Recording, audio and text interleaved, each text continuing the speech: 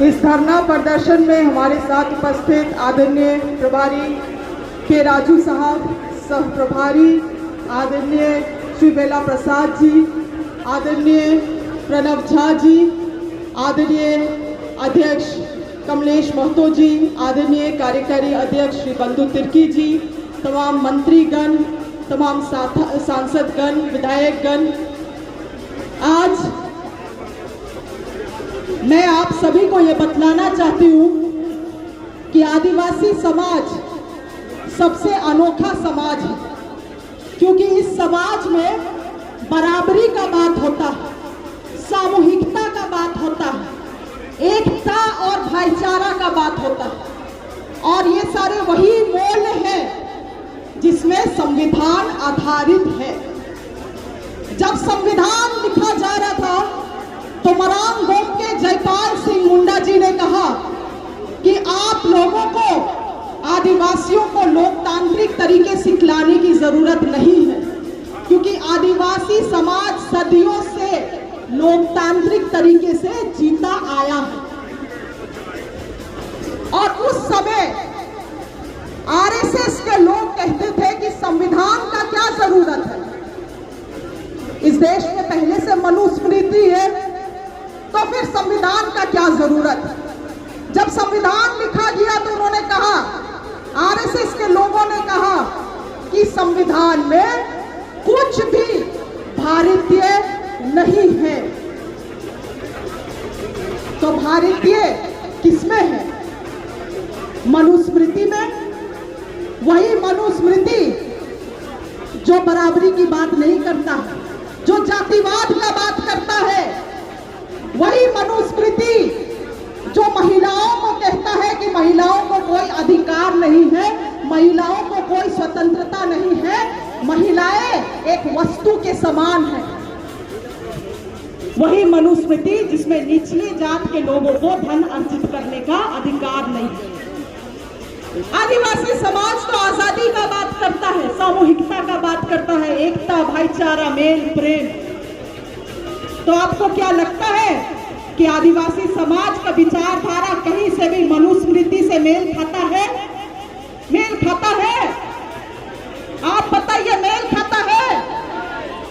आज सबसे बड़ा खतरा है आरएसएस को, तो वो खतरा है आदिवासी विचारधारा से, क्योंकि आदिवासी समाज में कोई भी जाति प्रथा नहीं है, कोई भी जाति प्रथा नहीं। और आज यही कारण है कि अपने षड्यंत्र करके आदिवासी समाज को भी मनुवादी सोच से, मनुस्मृति विचारधारा से चलाना चाहता है आदिवासी समाज को।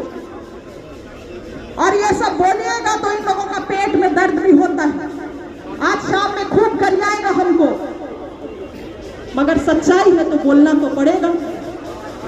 सच्चाई है तो हमको बोलना, आपको बोलना पड़ेगा।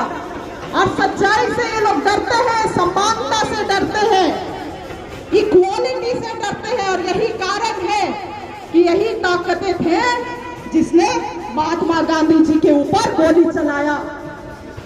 यही ताकत है जो आज के दिन में राहुल गांधी जी के नाम से थर थर कांपने लगते हैं, क्योंकि समानता का बात राहुल गांधी जी करते हैं।